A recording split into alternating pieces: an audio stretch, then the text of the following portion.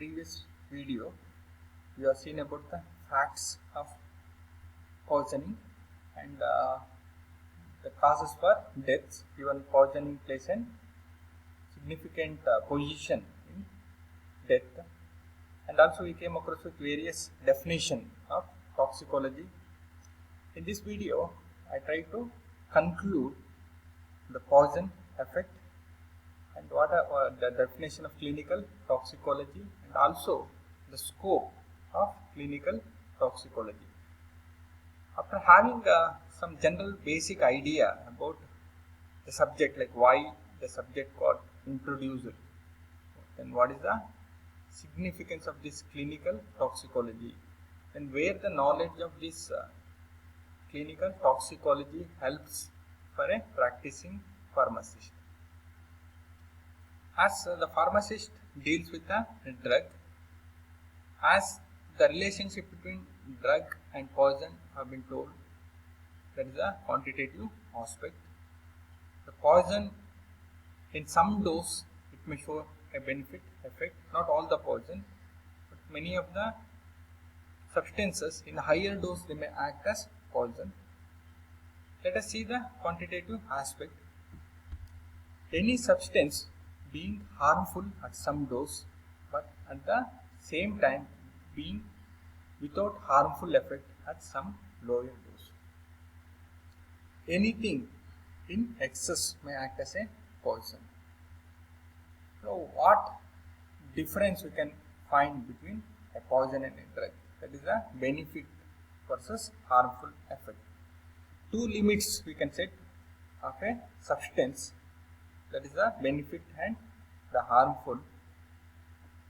The range will be maintained by the term called as toxin or the dose.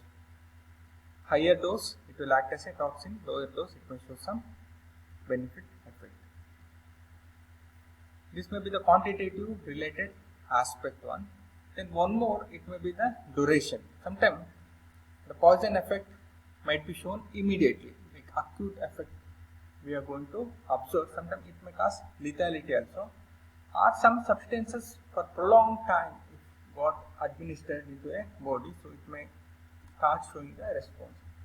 The best example, you might be heard about some of the medication and also very well known issue of the lead. So this lead once got administered to the body, several years it will retain in the body.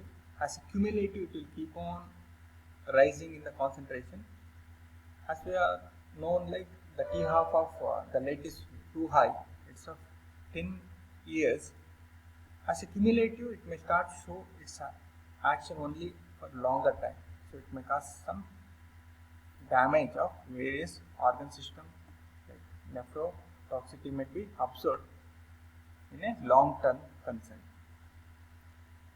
Let us see some of the definition which is related with the clinical toxicology. Earlier we were revolving around the term toxicology and we have tried to understand what is that toxicology means.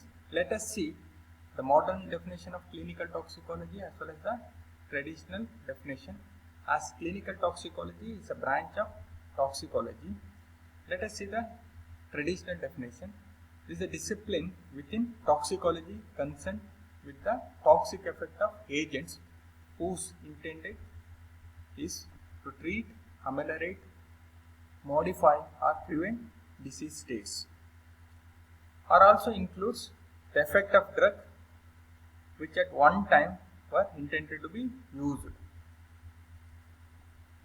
This also includes non-therapeutical agents also, because therapeutically the drugs what you are using in higher dose it may show some toxic effect. Sometimes non-therapeutically used substances, say for example alcohol and some of the drug, abusing drug or misusing drug, even we will call it as addict for people, upon rising the dose, so they may come across with some toxic effect. Non-therapeutical agents can also participate in the poisoning condition. So we will be discussing all the things in clinical toxicology. Even also it includes chemical substances as a byproducts which got developed by some industrial substances. Even environmental contamination may also causes some clinical toxicological effect, because even industrial pollutants can disturb the ecological system, so thereby the person may get exposed indirectly and may cause some toxic effect in him.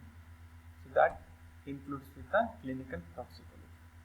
Let us see the definition and we can summarize it in another way. Clinical toxicology is the study of adverse effect of agents and drugs in human beings, and also includes the study of how to treat, ameliorate, modify or prevent the adverse effect. In order to treat a disease, it's must to know the mechanism how a substance have shown its effect. So here it explores the mechanism of action and also helps to understand the clinical findings and management of the poisoning condition. This is the overall definition of clinical toxicology. In the coming slide, I will be talking about the scope of clinical toxicology. Already we have a strong background about the reasons why clinical toxicology should be studied. After having a complete information, so this toxicological information will be utilized in serving many areas. So let us enlist such areas where the skill can be used. Number one, scope, we can tell study of all types of toxin substances. The subject helps you to have a complete information about various type of substances, toxic substances. Then you are going to deal with the mechanism of toxicity. As I told, like mechanistic toxicology, a separate branch will helps us to study in detail about the mechanism. Then others like toxicological testings and discovery, diagnosis of poison, management, which includes both pharmacological and supportive care, and also mitigation and prevention of toxicity, which may be result from various type of poisoning agents like chemicals or medications, carcinogens, antibiotics, food additives, food contaminants, environmental pollutants and other toxic substances, and especially what are their effects on the health.